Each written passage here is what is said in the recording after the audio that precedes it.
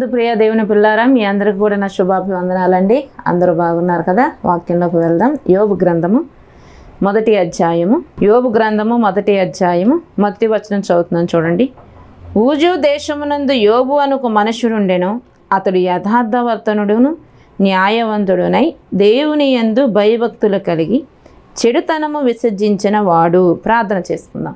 మహాగణుడా, పరిశుద్ధుడా, ప్రేమ కలిగిన తండ్రి, దయ కలిగిన మా దేవ, నీ పరిశుద్ధమైన నామానికి అనేక వందనాలు, స్తుతులు, స్తోత్రాలు చెల్లిస్తున్నాను తండ్రి. ఇక్కడ నిలబడిన నలుపురాన్ని అయోగ్యాన్ని ఎందుకు పనికిరాన్ని నిలబెట్టిన తండ్రి నీకు వందనాలు. అయ్యా, నా శరీర ప్రాణాత్మ నీ చేతులకు అప్పగిస్తున్నాను ప్రభువా. నీవే నా యందుండి అయ్యా మీరే మాట్లాడమని, వాక్యానుసారమైన జీవితాలు ప్రతి బిడ్డ జీవించే కృపా ధన్యత భాగ్యాన్ని మీరే దయచేయమని యేసు పరిశుద్ధ వేడుకొని ప్రార్థిస్తున్నాను పరమ తండ్రి, ఆమేన్. మళ్ళా వచనాన్ని చదువుతున్నాను చూడండి. ఊజు దేశమునందు యోబు అనొక మనుష్యుడుండెను. అతడు యథార్థవర్తనుడును న్యాయవంతుడునై దేవుని యందు భయభక్తులు కలిగి చెడుతనమును విసర్జించిన వాడు. యోబు గురించి దేవుడు ఒక చక్కని సాక్ష్యాన్ని చెబుతున్నాడు. ఏమనంటే ఆయన యథార్థవంతుడు, న్యాయవంతుడు, దేవుని యందు భయము భక్తి కలిగిన వాడు. అతనంట చెడుతనమును విసర్జించిన వాడంటండి. దేవుడే సాక్షాత్తు యోబు గురించి ఇటువంటి సాక్ష్యాన్ని చెబుతున్నప్పుడు మరి మన గురించి దేవుడు ఏ సాక్ష్యం చెప్తున్నాడు? మనలో ఉందా యథార్థత? మనలో ఉందా న్యాయం? మనము దేవుని యందు భయభక్తులు కలిగి ఉంటున్నామా? మనం చెడుతనాన్ని విడిచిపెట్టేవారుగా ఉంటున్నామా, విసర్జించేవారిగా ఉంటున్నామా అన్నది ఒకసారి మనం ఆలోచించుకోవాలి. ఇక్కడ యోబు గురించి దేవుడు మాట్లాడుతున్నాడు. నా యోబు అనే భక్తుడు యథార్థవంతుడు, ఆయన న్యాయవంతుడు, నాయందు అంటే యెహోవా యందు భయము భక్తి కలిగిన వాడు. మళ్ళా అంట చెడుతనాన్ని విసర్జించినవాడు. చెడుతనము విసర్జించడం అంటే ఇప్పుడు మనం ఏదైనా ఒక వస్తువుని విడిచిపెట్టేసాం అనుకోండి, తర్వాత అది ఎప్పుడో అవసరమైతే మళ్ళీ వెళ్ళి తెచ్చుకోకండి. విసర్జించడం అంటే మీకు పనిగట్టును మళ్ళీ వివరంగా చెప్పాల్సిన అవసరం లేదు. బహిర్భూములకు వెళ్ళినప్పుడు మనం విసర్జించిన దాన్ని మళ్ళీ తెచ్చుకుంటామా? తెచ్చుకోం. అంటే అదొక అసహ్యము. పక్కన మనం రోడ్డు అంటే వెళ్ళినప్పుడు చూస్తుంటే దాన్ని చూసి మనం అసహ్యం పడతాం. చెడుతనం కూడా అటువంటిదే, పాపము కూడా అటువంటిదే. అటువంటి పాపాన్ని, చెడుతనం అంటే యోబు ఏం చేశాడో తెలుసా? అంటే విసర్జించేశాడు. అసలు మళ్ళీ ఇంకా దాని జోలికి వెళ్ళి అటువంటి పాపపు కార్యాలు చూస్తేనంట అసహించుకుంటున్నాడంట. మరి ఈరోజు మనం ఎలాగున్నాం? యోబు భక్తుడి వలె ఉన్నామా? యథార్థంగా ప్రవర్తిస్తున్నామా? న్యాయంగా వెళ్తున్నామా? దేవుని యందు భయభక్తులు ఉన్నాయా? చెడుతనాన్ని విసర్జిస్తున్నావా, విడిచిపెడుతున్నావా? విడిచిపెట్టడం అంటే ఆ పాపని చాలామంది ముందు నేను ఇంకా పాపం చేయను, ఇంకా తాగనండి, ఇంకా తిరగనండి, ఇంకా దొంగతనం చేయనండి అంటారు చాలామంది. కానీ తర్వాత కొన్ని రోజులు పోయాక మళ్ళీ ఎవరో ఒకళ్ళు వచ్చి రా తాగుదామనేటప్పటికీ మళ్ళీ తాగుదాకు వెళ్ళిపోతారు. మళ్ళీ పాపం చేద్దామనేటప్పటికీ మళ్ళీ మనసు ఆపుకోలేక పాపం చేయడం. ఎందుకంటే నువ్వు విడిచిపెట్టావు దాన్ని.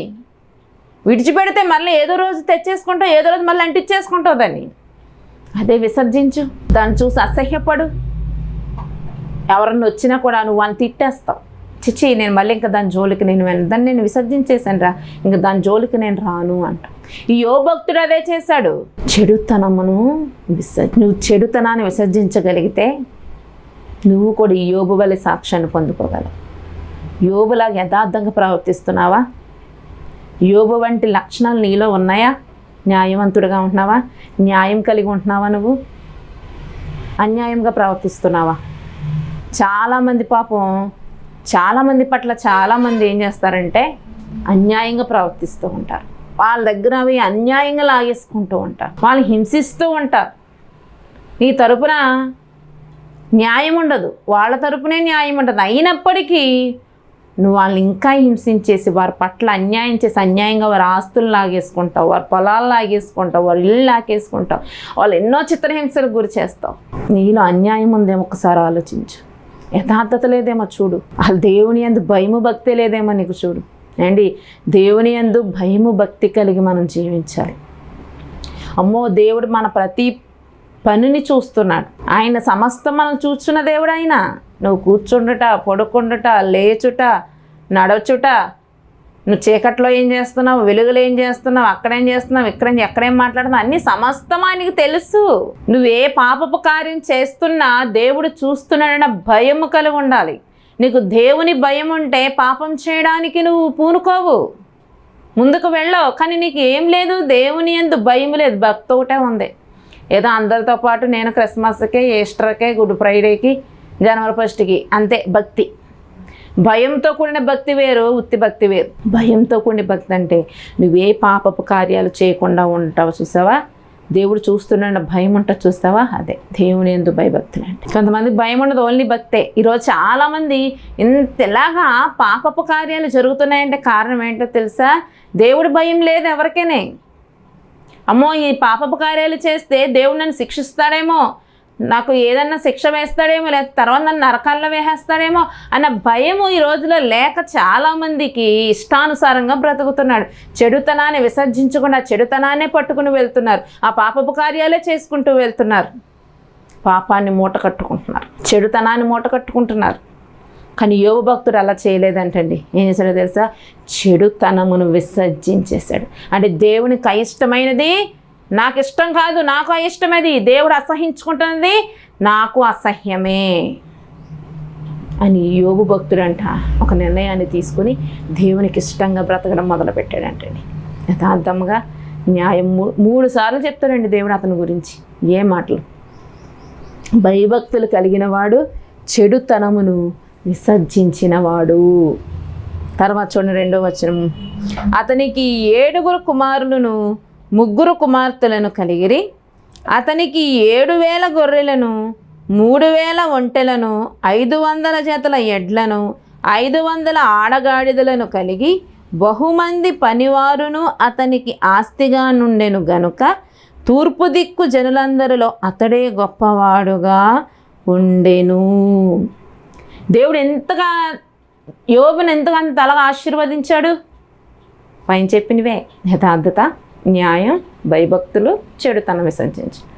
ఇవి యోబు భక్తుడు కలుగొన్నాడు కాబట్టే యోబుని దేవుడు అంతగా దీవించాడు, అంతగా ఆశీర్వదించాడు. మరి ఇవి కూడా మనలో ఉంటే యోబుని దీవించిన దేవుడు మనల్ని కూడా దీవిస్తాడు. మనము చెడుతనాన్ని విసర్జించేసి దేవుని యందు భయభక్తులు కలిగి యథార్థతను కలిగి న్యాయం కలిగి ఉంటే యోబుని ఎంతలా దీవించాడో దేవుడు మనల్ని కూడా అంతలాగా దీవిస్తాడు. మళ్ళీ అతని గురించి చూడండి అంట, ఆ చుట్టుపక్కలంట తూర్పు దిక్కు జనులందరిలోనంట అతడే గొప్పవాడంట. ఆ తూర్పు దిక్కునున్న జనులందరిలో కంటే యోబు ఒక్కడే గొప్పవాడంటండి. ఎందుకంత గొప్పవాడిని చేశాడు దేవుడు? తనలో ఉన్న క్వాలిటీస్ చూసి, తనలో ఉన్న లక్షణాలను చూసి. నిన్ను కూడా నీ చుట్టుపక్కల ఉన్న వారికంటే నేను గొప్పవాడిని చేయాలని నువ్వు అనుకుంటే నువ్వు కూడా యోబు వలె లక్షణాలను కలిగి ఉండు, యథార్థతను కలిగి ఉండు, న్యాయము కలిగి ఉండు, భయభక్తులు కలిగి ఉండు, ముఖ్యంగా చెడుతనాన్ని విసర్జించు. అప్పుడు యోబుని దీవించిన దేవుడు నిన్ను కూడా దీవిస్తాడు. యోబుని గొప్పవాడిని చేసిన దేవుడు నిన్ను కూడా గొప్పవాడు చేస్తాడు. ఇప్పుడు ఎవరైతే నీ చుట్టుపక్కల ఉన్న వాళ్ళందరూ నిన్ను చాలా హీనంగా చూస్తున్నారో వాళ్ళ ముందు నేను ఒక స్థాయిలో నిలబడతాడు. ఎప్పుడైతే నువ్వు దేవునికి ఇష్టంగా బ్రతికినప్పుడు. దేవునికి నచ్చినవి నీకు నచ్చకూడదు, దేవునికి ఇష్టమైనవే నీకు ఇష్టం అవ్వాలి. దేవునికి ఎలాగుంటే మనం ఇష్టమవుతామో అలా జీవిస్తేనే దేవుడు మనల్ని కూడా ఎంత గొప్పవాడిగా చేస్తాడు. అండ్ యోబుని అంత గొప్పవాడిని చేసినా యోబులు ఎక్కడ గర్వం రాలేదండి. యోబుకి ఎక్కడ గర్వం రాలేదు. ఇంకా తగ్గింపు, ఇంకా తగ్గింపు, ఇంకా తగ్గింపు. అంత గొప్పవాడిగా మనల్ని చేస్తే మనకు చాలామందికి గర్వం వచ్చేస్తాయి, కొమ్ములు వచ్చేస్తాయి. చాలామంది ఏమీ లేనప్పుడు ఎంత అణిగిమణుగుంటారో, దేవుని సన్ని విడిచిపెట్టరు, దైవజనులు విడిచిపెట్టరు. పాస్టర్ గారండి మరి మా పరిస్థితులు బాగాలేదండి, అలాగండి ఇలాగండి, మీరేనండి ప్రార్థన చేయాలి, మీరు తప్ప మాకెవరున్నారండి అని ఇంకా దైవజన్ని మాటిమాటికి ఫోన్ చేసేసి వచ్చేసేసి అసలు దైవజన్ని విడిచిపెట్టరు, దేవుడి మందిరాన్ని విడిచిపెట్టరు. పాపం దైవజనులు అయ్యో సంఘబిడ్డలో విశ్వాసం ఎంత కష్టపడిపోతుందో, ఎంత ఇబ్బంది పడిపోతుందని కన్నీరు కార్చి వారి కోసం ప్రార్థన చేయగా దేవుడు కనికరించి వారిని ఒక గొప్ప స్థానంలో ఇవ్వాల్సినవన్నీ కావాల్సినవన్నీ సమకూర్చేస్తాడు. ఇంకా అంతే. ఇంకా దేవుడు గుర్తుండడు, పాస్టర్ గారు గుర్తుండడు, మందిరము గుర్తుండదు, ఆరాధన గుర్తుండదు. ఇంక కనపడరు. తర్వాత నుంచి 2-3 వారాల దాకా కనపడరు. ఏమ్మా ప్రార్థనకు రావట్లేదే, ఏమ్మా ప్రార్థనకు రావట్లేదే అంటే ఖాళీ లేదయ్య గారు. ఏం లేదంట, మరి ముందు ఒకప్పుడున్న ఖాళీ ఇప్పుడు ఎందుకు లేదు అంటే దేవుడు దీవించి తప్పు చేశాడా? దేవుడు అన్నీ సమకూర్చి తప్పు చేశాడా నీకు? దేవుడు సమస్తం నీకు ఇచ్చి తప్పు చేశాడా? లేనప్పుడు అన్నీ నీకు ఇస్తున్నప్పుడు, నువ్వు అన్నీ సమకూర్చుకున్నప్పుడు, దేవుడా నాకు అది లేదు ఇది లేదు అని చెప్తున్నప్పుడు నీకు సమస్తం దేవుడు ఇచ్చాడు కదా. ఇచ్చాక నువ్వెంత దేవుని స్తుతించాలి, ఇంకా దేవుని పట్ల ఎంత నువ్వు కృతజ్ఞత కలిగి ఉండాలి. కానీ అన్నీ ఇచ్చాక ఏం చేస్తున్నామంటే దేవుని విడిచిపెట్టేస్తున్నాం, దేవుని మందిరాన్ని విడిచిపెట్టేస్తున్నాం, దైవజనులు విడిచిపెట్టేస్తున్నాం. మరి ఇదేనా నువ్వు దేవుడిని పట్ల చూపుతున్న ఆ కృపకు నువ్వు ఇచ్చే బహుమానం? కానీ యోబు భక్తుడు అలా చేయలేదంటండి. యోబుకి సమస్తం ఎంత ఆస్తి ఇచ్చాడో మనం ఇప్పుడు చదువుకున్నాం. 10 మంది బిడ్డలను ఇచ్చాడు. ఆ చుట్టుపక్కల ఉన్న వారందరికంటే గొప్పవాడిని చేశాడు యోబుని. అయితే అంత ఆస్తున్నా కూడా యోబులో ఏం రాలేదంటే గర్వం రాలేదు, తగ్గింపు, తన యొక్క యథార్థత, న్యాయము, భయభక్తులు. మనం ఎంత ఎదిగినా ఒదిగుండాలి. మనం ఎంత స్థాయిలో ఉన్నా, ఎంతగా దేవుడు ఆశీర్వదించినా ఆ ఆశీర్వాదాన్ని బట్టి దేవుడి పట్ల కృతజ్ఞత కలిగి ఉండాలి తప్ప గర్వం అనేది మన హృదయంలోనికి రాకూడదు, మన నెత్తి మీదకి రాకూడదు. కొంతమందికి 4 డబ్బులు వచ్చేటప్పటికి ఎక్కడలేని గర్వం, ఒక ఇల్లు ఉండేటప్పటికి ఎక్కడలేని గర్వం, ఇంట్లోకి బళ్ళు కార్లు ఇంకా సమస్తం వచ్చేటప్పటికి దేవుడు అవసరం ఉండదు. గర్వం గర్వం గర్వం. గట్టిగా 7 వారాలు నగలు కొనేసుకుంటే ఆ నగలను చూసుకొని మురిసిపోతూ ఉంటారు. ఇంకా తక్కువ స్థాయిలో కనపడరు వాళ్ళకి, వాళ్ళ స్థాయి వాళ్ళు మెయింటైన్ చేస్తూ ఉంటారు. నేను ఉన్నదాన్ని, మీరు ఉన్నవాళ్ళు, మనం ఫ్రెండ్స్. లేని వాళ్ళతో ఫ్రెండ్స్ ఏంటి? వాళ్ళ మన స్టేటస్ కాదు, వాళ్ళ మన స్థాయి కాదు, మనం ఒక స్టేటస్, మనం ఒక స్థాయి, మనం ఫ్రెండ్షిప్ చేసుకోవాలి. వాళ్ళతో ఫ్రెండ్షిప్ ఏంటి? గర్వపు మాటలు అవి. దేవుని మందిరంకి వచ్చాక ఒక ఐఏఎస్ ఆఫీసర్ అయినా, కూలి పని చేసుకునే కూలివాడైనా సమానమే. నువ్వు ఎప్పుడైతే దేవుని మందిరంలో అడుగు పెడతావో అప్పుడే నీ స్థాయి బయట విడిచిపెట్టొచ్చేది. బయటికి వెళ్ళక చూపించుకో, నువ్వు పనిచేసే కాడ చూపించుకో నీ స్టేటస్. ఎక్కడ? దేవుని మందిరంలో చూపించుకోండి. దేవుని మందిరంలో అందరూ సమానమే. అందరితో ప్రేమగా ఉండు, అందరితో కలిసిమెలిసి ఉండు, అందరితో ఐక్యత కలిగి ఉండు. నువ్వు చదువుకున్నవాడవన్నీ చదువుకున్న వాళ్ళతోటే, ఉద్యోగం చేసేవాళ్ళని ఉద్యోగం చేసే వాళ్ళతోటే. కొంతమంది లేని వాళ్ళు చాలా హీనంగా చూస్తూ ఉంటారండి. ఉన్నవాళ్ళతోనే స్నేహం చేస్తారు, ఉద్యోగస్తులతోనే స్నేహం. మందిరాల్లో కూడా గ్రూపులు. కానీ దేవుడు అలా చెప్పమని గ్రూపులు కట్టమని చెప్పలేదే. మందిరంలో అందరూ సమానమే. నా ఎదుట ఐఏఎస్ ఆఫీసర్ అన్నా, కూలి పని చేసుకునేవాడు కూడా నాకు ఇటు అందరూ సమానమే. దేవుడికే లేదు అలా చూడడం, భేదం చూపించడం. కానీ ఈ రోజుల్లో ఎవరికి ఉంటుంది? మనుషులకు ఉంటుంది. అంత గొప్పవాడైన యోబే ఎక్కడ గర్వం చూపించలేదే, తగ్గింపు చూపించాడు. అందుకే దేవుడు అంతగా దీవించాడు. నువ్వు ఇచ్చిన దాన్ని బట్టి దేవుని స్తుతించి తగ్గింపు జీవితం కలిగి జీవిస్తే ఇంకా దీవిస్తాడు. కానీ ఇచ్చిన దాన్ని బట్టి నువ్వు గర్విష్టంగా నువ్వు తయారవుతే ఇచ్చిన దేవుడు మరలా తీసేసుకుంటాడు. ఇచ్చిన దేవుడు తీసుకుంటాం తెలీదా? ఖచ్చితంగా తెలుసు. అది మన ప్రవర్తన మీదే ఆధారపడి ఉంటుంది. ఎప్పుడు గర్వం రాకూడదు అంటారు. గర్విష్ఠులంట యెహోవాకు హేయులు అని ఉంటుంది. హేయం, అసహ్యం. ఇప్పుడు మనం ఎంత చెప్పుకున్నాం, ఒక విసర్జించిన దాన్ని చూస్తే మనం ఎంత అసహ్యపడతామో, గర్విష్ఠుల్ని చూస్తేనంట దేవుడికి అంత అసహ్యం అంటండి. హేయం అంట, నచ్చదంట, అస్సలు ఇష్టం ఉండదంట. ఆ గర్విష్ఠుల దగ్గర అసలు దేవుడే ఉండడు. గర్వం లక్షణం ఎవరికి తెలుసా? సైతాన్ లక్షణం అది. ఆ గర్వంతో ఎగిరెగిరి పడే వాళ్ళ దగ్గర సైతానాత్మే ఉంటుంది, దేవుడాత్మ ఉండదు. ఆ దేవుడు అటువంటి వాళ్ళని చూస్తే హేయమన్నప్పుడు ఇక దేవుడు వాళ్ళ దగ్గర ఎక్కడ ఉంటాడు? అస్సలు ఉండడు. హెచ్చించుకున్న వాళ్ళ దగ్గరికి, గర్వంతో ఎగిరెగిరి పడుతున్న వాళ్ళ దగ్గర దేవుడు ఉండడు. ఎప్పుడైతే నువ్వు దేనత్వం కలిగి, తగ్గింపు కలిగి, ఎదుటివాడిని ప్రేమించే హృదయం కలిగి ఎప్పుడైతే జీవిస్తూ ఉంటావో ఖచ్చితంగా దేవుడు నీ దగ్గర ఉంటాడు. తగ్గింపు కలిగిన వాళ్ళ దగ్గర ఖచ్చితంగా దేవుడు ఉంటాడండి. యోబు అంత ఆస్తిపరుడైనా తనలో తగ్గింపు జీవితం కనబడుతుంది. దేవుని యందు భయభక్తులు గల జీవితం కనబడుతుంది. అందుకే దేవుడు యోబుని ఇష్టపడి అంతగా దీవించాడు, అంతగా ఆశీర్వదించాడు. చూడండి తర్వాత వచనం చూడండి.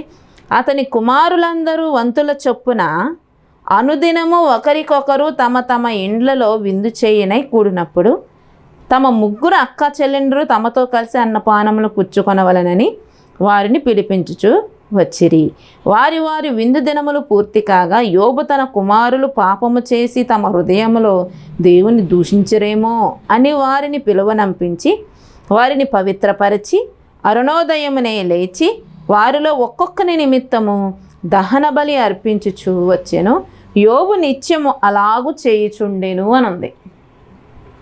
యోబు ఏం చేసి కూడా తెలుసా, తన 10 మంది పిల్లలంట ప్రతిదినమునంట ఒక్కొక్కరి ఇంటి దగ్గర కూడుకొని చక్కగా విందు గట్ట చేసుకునేవారంట. మన భాషలో ఏం చేస్తాం, మనం చూడండి, మన ఎకేషన్స్ వచ్చిన పార్టీస్ అంటే మా బర్త్డేలు, మ్యారేజ్ యానివర్సరీలు ఏమైనా వచ్చినా ఏం చేస్తారు, అందరూ సహోదరులు కలిసి పార్టీ చేసుకుంటారు. అలాగే వీళ్ళు కూడా ప్రతిరోజునంట పార్టీ చేసుకుంటున్నారంట. ఒక్కొక్క రోజు ఒక్కొక్కరి ఇంటి వద్ద వాళ్ళతో పాటు వాళ్ళ సహోదరులను కూడా పిలిచి విందు చేసుకుంటున్నారంట. అయితే వాళ్ళు విందులు అయిపోయిన తర్వాత యోబుకి భయమేసిదంట. ఏమో వీళ్ళు ఏమన్నా దేవునికి విరుద్ధం కదా, వారి హృదయంలో దేవునికి విరుద్ధంగా ఏమైనా పాపం చేశారేమో, అమ్మో దేవుని ఉగ్రత నా బిడ్డల మీదకు రాకూడదు అని యోబు భయపడంట. అరుణోదయమునే లేచి తన బిడ్డలను పిలువనంపించి వారిని పవిత్రపరిచి దేవుని కంట దహన బలులను అర్పించాడంట. అలాగే నిత్యము చేసేవాడంట. నిత్యం అంటే ప్రతిరోజు చేసేవాడంట. అరుణోదయమున అంటే వేకువజామున. మరి వేకువజామున లెగుస్తున్నావా నువ్వు? యోబు అరుణోదయమునే లేచి తన బిడ్డల నిమిత్తం బలులు అర్పించేవాడంట, దహన బలులు అర్పించాడంట. అలా నిత్యం చేస్తూ ఉండేవాడంట. మరి మనం లెగుస్తున్నామా వేకువజామున? తెల్లవారుజాము ప్రార్థనకు లెగుస్తున్నారా? లేచి మీ బిడ్డల కొరకు ప్రార్థన చేస్తున్నారా? మీ బిడ్డలకి మీ కుటుంబానికి కంచె వేస్తున్నారా? ఈరోజు చాలామంది తెల్లవారుజాము ప్రార్థన చాలా నిర్లక్ష్యంగా ఉంటున్నారు, లేవలేకపోతున్నారు. ఏదైనా ప్రయత్నం చేయండి, ఏది చేయలేమండి. ఒక రోజులోనే అయిపోదు. మనం సాధన ప్రయత్నిస్తూ ఉంటే ఏదైనా చేయగలం. లేవలేకపోతున్నామండి, మెలకు రావట్లేదంటే ప్రతి ఒక్కరి ఇంట్లో సెల్ ఫోన్స్ ఉంటాయి. అలారం పెట్టుకోండి. ఏ టైంకి పెట్టుకుంటారో 3 పెట్టుకుంటారో 4 పెట్టుకుంటారో పెట్టుకోండి. అలారం పెట్టుకుని లేవండి. ఏం చేయాలి? లేచి నిద్రపోవాలా? మళ్ళీని లెగిసి ఏం చేయాలి? మొరపెట్టాలి, ప్రార్థన చేయాలి. చూడండి, విలాపవాక్యముల గ్రంథము 2వ అధ్యాయము, విలాపవాక్యములు 2వ అధ్యాయము 19వ వచనం చదువుతున్నాను చూడండి. నీవు లేచి రేయి మొదటి జామున మొరపెట్టుము, నీళ్లు కుమ్మరించినట్లు ప్రభు సన్నిధిని నీ హృదయమును కుమ్మరించుము, నీ పసిపిల్లల ప్రాణం కొరకు నీ చేతులను ఆయన తట్టు ఎత్తుము. చూసారా, ఇక్కడ వాక్యం ఎంత స్పష్టంగా సెలవిస్తుందో. నీవు లేచి రేయి మొదటి జామున ఏం చేయమంటున్నారో? మొరపెట్టమంటున్నారా, గుర్రు పెట్టమంటున్నారా? మరి జనాలు ఏం చేస్తున్నారు? ఆ సమయంలో గుర్రు పెడుతున్నారు, గొరకెడుతున్నారు. మొరపెట్టడం మానేసి గుర్రు పెడుతున్నారు. కానీ దేవుని వాక్యం, నువ్వు లేచి రేయి మొదటి జామున మొరపెట్టుము, నీళ్లు కుమ్మరించినట్లు ఆయన సన్నిధిలో నీ హృదయమును కుమ్మరించు, నీ పసిపిల్లల ప్రాణము కొరకు నీ చేతిలో ఆయన తట్టు ఎత్తి ఏం చేయమంటున్నాడు? ఆయన తట్టు ఎత్తి ప్రార్థన చేయి. మరి చేస్తున్నావా తెల్లవారుజాము నువ్వు ప్రార్థన? నువ్వు లేచి నీ బిడ్డల కొరకు కూడా ఆయన తట్టు చేతులెత్తి ప్రార్థన చేయాలంట. మరి చేస్తున్నారా? లేవండి. తెల్లవారుజాము ప్రార్థన చాలా శక్తివంతమైన ప్రార్థనది. దేవుడు వెతుకు సమయంలోనే, ఆయన దొరుకు సమయంలోనే మనం వెతకాలి. దేవుడు అంటే ఏ సమయంలో దొరుకుతాడో ఆ సమయంలో మనం వెతకాలి తప్ప ఆయన దొరకని సమయంలో మనం వెతకూడదు. ఆనాడు ఇశ్రాయేలు ప్రజలకి మన్నాని మంచు వేసి మంచు పైన కురిపించేవాడంట. ముందు మంచును కురిపించేవాడంట, తర్వాత దానిపైన మన్నాను కురిపించి అప్పుడు మోషేతో వెళ్ళి వాళ్ళ ఆహారం వేకువనే వెళ్ళి వారు ఆ మన్నాను తెచ్చుకోమని చెప్పని దేవుడు సెలవిస్తే కొంతమంది వేకువని వెళ్ళి చక్కగా ఫ్రెష్ ఉన్న మన్నా ఆహారాన్ని తెచ్చుకునేవారంట. కొంతమంది బద్దకస్తులు ఉంటారు కదా, తెల్లవారుజాము లేవలేని బద్దకస్తులు. వాళ్ళు ఏం చేసేవారంట, తెల్లారికి వెళ్దాంలే, ఇప్పుడు వెళ్ళి తెచ్చేసుకోవాలా అని తాతీగా లెగిసి ఊపుకుంటా తెల్లారికి వెళ్ళేటప్పటికి 7 ఆ ప్రాంతంకి ఏమొస్తుంది? ఎండ వస్తుంది. ఎండ వస్తే మంచు ఉంటుందా? ఉండదు, కరిగిపోద్ది. మంచు కరిగిపోతే ఆహారం ఏమైపోద్ది? పాడైపోద్ది. వాళ్ళు తెచ్చుకుందామని చూసేటప్పటికి ఆహారం కంపు కొడతా ఉండేదంట. కాబట్టి ఆయన మనకు ఎప్పుడు దొరుకుతాడో అప్పుడే వెతకాలి. వెళ్దాంలే, తెద్దాంలే, తెచ్చుకుందాంలే, చూద్దాంలే, అప్పుడు చేద్దాం, ఇప్పుడు చేద్దాం. దినములో మొదటి గడియ దేవునిది. దినములో మొదటి గడియ దేవునిది. నువ్వు ఖచ్చితంగా దేవునికి ఇవ్వాల్సిన సమయం అది. ఇంక లేచి ఏం చేయలే, నీ బిడ్డల నిమిత్తము ప్రార్థన చేయాలి తట్టు చేతులెత్తి. యోబు భక్తుడు అదే చేశాడంట. అరుణోదయమనే లేచి తన బిడ్డల నిమిత్తం ఒక్కొక్క నిమిత్తం అంట యోబు ఏం చేశాడంటండి, బలులు అర్పించాడు, దహన బలులు అర్పించాడు. మరి మీరు నీ బిడ్డల కోసం ఏం చేస్తున్నారు? ప్రార్థన చేస్తున్నారా? నీ బిడ్డల కోసం యోబు అంటున్నాడు, వారు హృదయంలో దేవునికి విరుద్ధంగా ఏదైనా పాపం చేశారేమో అనంట భయమేసంట వాళ్ళ నిమిత్తం ఒక్కొక్కరి నిమిత్తం దహన బలులు అర్పించేవాడంట. మరి నీ బిడ్డలని అంత పవిత్రంగా, మన బిడ్డలందరూ అంత పవిత్రంగా ఉంటారని చెప్పలేం కదా. ఒకవేళ ఆలోచనలు తలంపులు మన అందరం కూడా ఎక్కడ దుక్కున చిన్న చిన్న పాపాలు చేస్తూనే ఉంటాం. ఏదో లోపాలు మనలో కనబడుతూనే ఉంటాయి. మనం అందరం పర్ఫెక్ట్ అని ఎప్పుడు అనుకోవద్దు. మనందరము పాపులమే. అప్పుడు ప్రతిదినము మనం కూడా మన బిడ్డల నిమిత్తం, అయ్యా నా బిడ్డ ఏమో నీ పట్ల ఏమైనా దోషం చేసాడేమో, ఏదైనా పాపం చేసాడేమో క్షమించని నీ బిడ్డల కోసం నువ్వు ప్రార్థన చేసి నీ బిడ్డల చుట్టూ నువ్వు కంచి వేయాలి కదండి. తల్లిగా తండ్రిగా నువ్వే లేకపోతే ఇంకా నీ బిడ్డలు ఎలా లేగుస్తారు? నువ్వే నీ బిడ్డలకు కంచి వేయకపోతే ఎవరు వేస్తారు? నీ బిడ్డల కోసం నువ్వు ప్రార్థన చేయకపోతే ఎవరు చేస్తారు? పాస్టర్ గారు మీరు ఉన్నారు కదండి, మీరు చేస్తారు కదండి, ఇంక మేము ఎందుకండి అంటే మేము చేస్తాం, చేయమని చెప్పట్లేదు. అండ్ చాలామంది అయ్యగారు మీరు ప్రార్థన చేయండి మాకు ఈ సమస్య ఉందని చెప్తారు. ఇంతకు వాళ్ళు ప్రార్థన చేయరు. వాక్యం ఎంతో శ్రద్ధగా వింటారు కానీ వాక్యం చదవరు. ప్రార్థన చేయమనడం తప్పు కాదు, వాక్యం వినడం తప్పు కాదు. అంటే ప్రార్థన చేయమనే చెప్పిన నువ్వు ఏం చేయాలి? ప్రార్థన చేయాలి. వాక్యం విన్నప్పుడు ఆ వాక్యాన్ని కూడా నువ్వు చదవాలి. చాలామంది అయ్యగారు మీరు ప్రార్థన చేసేయండి మరి ఈ సమస్య, ఈ వ్యాధి, ఈ బాధ, అప్పు తిప్ప అంటారు. వాళ్ళు మట్టికి ప్రార్థన చేయరు, చక్కగా ఎంజాయ్ చేసుకుంటూ ఉంటారు.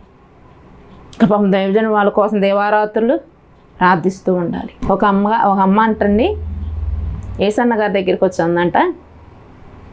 తన కుమార్తె వివాహం చేసింది. అల్లుడు ఏదో గొడవ పడి తను అక్కడ విడిచిపెట్టి వెళ్ళిపోయాడు. ఆవిడ అంటుంది, అయ్యా ఇలాగ నా కుమార్తె జీవితం ఇలాగైపోయింది, అల్లుడు వెళ్ళిపోయాడు, చక్కగా మళ్ళీ అల్లుడు తిరిగి వచ్చి కూతురుని తీసుకెళ్ళేలాగా 3 రోజులు ఉపవాసం ఉండి ప్రార్థన చేయండి అందంట. ఎవరో విశ్వాసరాలు ఏసన్న గారిని 3 రోజులు ఉపవాసం ఉండి ప్రార్థన చేయండి అందంట. సరేనమ్మా, ఇంతకు ఈయన ఉపవాసం ఉండమని ప్రార్థన చేయమని దాని ఆవిడ ఉపవాసం లేదు ఇంతకే. ఇప్పుడు ఈయన అయ్యగారు మీరు ఉపవాసం ఉండి ప్రార్థన చేయండి, నేను ఉపవాసం ఉండి ప్రార్థన చేస్తానంటే ఎలా ఉంటుంది? అయ్యగారు ఉండాలంట ఉపవాసం, ఇవి మట్టికి మొత్తంగా తినేసి కూర్చుంటుందంట. సరే ఫోన్లే బిడ్డ జీవితం అంటున్నారు కదా అని అయ్యగారు పాపం 3 రోజులు ఉపవాసం ఉన్నారంట. 3 రోజులు అయిపోయిన తర్వాత ఆవిడ కనబడతలేదంట, రావట్లేదంట. ఈయనేమి ఇంకా 3 రోజులన్నా ఎక్కువైపోతున్నాయి ఉపవాసాలు, ఏ మాట తెలియలేదు. సరే సరే సరే అనుకుని వాళ్ళ ఇంటికి వెళ్ళారంట అయ్యగారు. వెళ్ళేటప్పుడు మగ ఆయన కనపడ్డాడంట. భోజనం పెడుతుందంట ఆవిడ, భోజనం తింటున్నారంట. ఎప్పుడు వెళ్ళినా ఆ ఇంటికాడ మగ అతను లేడు, ఆవిడ వాళ్ళ కుమార్తె ఉండేది. ఈలోపు ఆవిడని పిలిచారంట. పిలిస్తే అయ్యగారు వందనాలు అండి అన్నదంట. అమ్మ అసలు ఈ మధ్య కనబడతలేదు, రావట్లేదు ఏంటంటే, అయ్యగారండి చెప్తూ మర్చిపోయానండి మీకు, మా అల్లుడు గారు వచ్చేసారండి, 2వ రోజే వచ్చేసాడండి మా అల్లుడు గారు, మేము 3 రోజులు ఉపవాసం ఉండమన్నాను కదా, 2వ రోజే వచ్చేసాడండి, అంత బాగుందని అంట. చూసారా ఎంత బాగుందో. 2వ రోజు వచ్చినప్పుడు ఆవిడ ఏం చేయాలి? గబాబా దైవజన్ దగ్గరికి వచ్చి, అయ్యా మా అల్లుడు వచ్చేసాడండి, ఇంకో ఉపవాసం చేయక్కర్లేదండి అని చెప్పాలా? ఈయనేమో కటికోపవాసం పెట్టేసి అల్లుడు అంటే 2వ రోజు వచ్చేస్తానంట. కక్కలో మొక్కలో గారెలు బూర్లు అన్నీ వండి పెట్టేసి మొత్తం కుటుంబం అంతా చక్కగా బొగ్గలాడించుకుంటూ తింటున్నారంటండి. నిన్నేమో కటికోపవాసం పెట్టిందంట. విశ్వాసాలు అలా ఉన్నారు. మీరు చెయ్యండి మేము చేయము, మీరు చెందండి మేము చెందము అంటారు. నేను ఇరువురు కలిపి చేసుకుంటేనే కదా ఏదైనాను. అలాగే మన ఇక్కడ యోబు భక్తుడు కూడా అదే పిల్లలందరి కోసం అంట తెల్లవారుజామునే లేచి తన బిడ్డల నిమిత్తం ఏం చేసేవాడంట? ప్రార్థన చేసేవాడంట, దహన బలులు అర్పించేవాడంట. నా బిడ్డలకి ఏం కాకూడదు అని ఆయన ఎంతో నమ్మకంతో దేవుని పట్ల భయభక్తులు కలిగి చేసి, మనకు భయము భక్తి లేదు కాబట్టే, భయం లేదు, మెయిన్ భక్తి ఉంటుంది, చాలామంది భయం ఉండలేదు. భయం ఉండలేదు కాబట్టే మనం ఏం చేసినా ఏం చెందినా చూసారులే చెందారులే అని అనుకుంటున్నారు. ఆ దేవుడు క్షమించేస్తాడులే, దేవుడు కరుణామయుడు, దయామయుడు, ప్రేమామయుడు. అవును, ఎంత దయామయుడో ఎంత ప్రేమామయుడో, కోపం వస్తే అంత ఉగ్రరూపం కూడా చూపిస్తాడు ఆయన. ఆయనగా నీకు క్షమిస్తున్నాడు కదని ఆయన ఆ క్షమాగుణాన్ని చూసి చేతకానితనంగా చేసుకోకు. ఉగ్రత మీదకు వచ్చాక నువ్వు బాధపడిన అవసరము ఉండదు. ఇర్మియా గ్రంథంలో 9వ అధ్యాయము ఇర్మియా గ్రంథము 9వ అధ్యాయము చూడండి, 20వ వచనం చదువుతున్నాను చూడండి. స్త్రీలారా, యెహోవా మాట వినుడి, మీరు చెవియొగ్గి ఆయన నోటి మాట ఆలకించుడి. మీ కుమార్తెలకు రోదనము చేయ నేర్పుడి, ఒకరికొకరు అంగలార్పు విద్యను నేర్పుడి. వీధులలో పసిపిల్లలు లేకుండాను, రాజమార్గములలో యవ్వనులు లేకుండాను వారిని నాశనము చేయుటకే మరణం మన కిటికీలు ఎక్కుచున్నది. చూసారా, దేవుడు ఏమన్నా తెలుసా? మీకు పిల్లలకు రోదన చేయడం నేర్పించండి, అంగలార్చడం నేర్పించండి, రోదన చేస్తూ ప్రార్థన చేయడం నేర్పించండి, అంగలార్చి ప్రార్థన చేయడం నేర్పించండి. ఎందుకంటే పసిపిల్లల ప్రాణాల కొరకునంట మరణం ఎక్కడికి ఎక్కుతుందంట? కిటికీలు ఎక్కుతుంది. యవనస్తుల ప్రాణాల కొరకు, పిల్లల ప్రాణాల కొరకు మరణం కిటికీలు గుండా ఎక్కుతుంది. ఆ మరణం మన పిల్లల యొద్దకు రాకుండా ఉండాలంటే వారికి రోదన చేయడం నేర్పించండి, అంగలార్పు విద్య నేర్పించండి, తెల్లవారుజాము ప్రార్థన చేయడము, కన్నీటి ప్రార్థన చేయడము, రోదన చేయడం, విలపించడము బిడ్డలకు మనం నేర్పాలి. కానీ ఈ రోజులు అవి నేర్పుతం లేదు. సెల్ ఫోన్ ఆపరేటింగ్ ఎలా చేయాలి, సెల్ ఫోన్లో వేస్ట్ అంతా ఎలా చూడాలి, టీవీల్లో ఏం చూడాలి, అవి నేర్పుతున్నా. నువ్వు మోకరించి గట్టిగా ప్రార్థన చేయడం మొదలెడితే నీ బిడ్డలు కూడా వస్తారు. అండ్ మనం ఏం చేస్తామో మన బిడ్డలు అదే చేస్తారు. మనం భక్తి కలిగి ఉండి మనం ప్రార్థనా జీవితంలో ఎదుగుతూ ఉంటే మనల్ని చూసి మన బిడ్డలు కూడా అలాగే ఎదుగుతూ ఉంటారు. నువ్వే ప్రార్థనా జీవితంలో చల్లారిపోయి, నువ్వే దేవుని యందు భయభక్తులు లేకుండా, నువ్వే సినిమాలు సీరియళ్ళు పెట్టుకుని విలాసాల్లో తోలుతూగుతూ రోదన చేయడం నీకే రాకుండా ఉంటే ఇంకా నీ బిడ్డలు ఏం చేస్తారు? నువ్వేం చేస్తావు? నిన్ను ఫాలో అవుతారు. మా అమ్మ బాగానే చూస్తుందిగా, మా నాన్న బాగానే చేస్తున్నాడుగా, ఓహో ఇలా చేయాలేమో, అలాగా అప్పుడప్పుడు ప్రార్థనకి వెళ్తే సరిపోద్దేమో, అలా భక్తి చేస్తే సరిపోద్దేమో, ఇదేనేమో భక్తి అని వాళ్ళు అనుకుంటారు. నువ్వు భక్తి చేస్తావు, వాళ్ళు చూస్తే అమ్మో భక్తి ఇలా చేయాలా, ఇలా ప్రార్థన చేయాలా, ఇలా చదవాలా, ఇలా వాక్యం చదవాలా, అమ్మో దేవుని యందు ఇలా భయభక్తులు కలిగి ఉండాలా, దేవుని పట్ల మేము ఎంత యథార్థత కలిగి ఉండాలా అని వారు కూడా నిన్ను చూసి నేర్చుకుంటారు. కాబట్టి ఈ యోబు వలె మనము కూడా యథార్థత కలిగి, న్యాయవంతులుగా, దేవుని యందు భయభక్తులు కలిగి, చెడుతనమును విసర్జించేసి ఆయన పట్ల మన నమ్మకముగా ఉండి, దేవుడిచ్చిన ఆశీర్వాదాలు పొందుకుని మన దేవుని పట్ల కృతజ్ఞత కలిగి ఉండి, యోబు వలె తెల్లవారుజామున మనం కూడా ప్రార్థనకి లేచి ప్రార్థన చేసుకుని మన బిడ్డల చుట్టూ మనము కంచి వేసుకోవాలి. అట్టి కృప దేవాది దేవుడు మనందరికీ దయచేయునుగాక. ఆమె ప్రార్థన చేసుకుందాం. మహాగణుడా, పరిశుద్ధుడా, ప్రేమ కలిగిన తండ్రి, నీకు వందనాలు. ఇప్పటి వరకు చక్కని మాటలు మాకు బోధించున్నావు ప్రభువా. అయ్యవన్న వాక్యాన్ని ప్రతి ఒక్క బిడ్డ హృదయాల్లో మీరు భద్రపరచండి. వాక్యానుసారంగా జీవించే కృపా, ధన్యత, భాగ్యాన్ని మీరు దయచేయండి. యేసు పరిశుద్ధ నామమున ప్రార్థిస్తున్నాను పరమ తండ్రి. ఆమేన్. Praise the lord.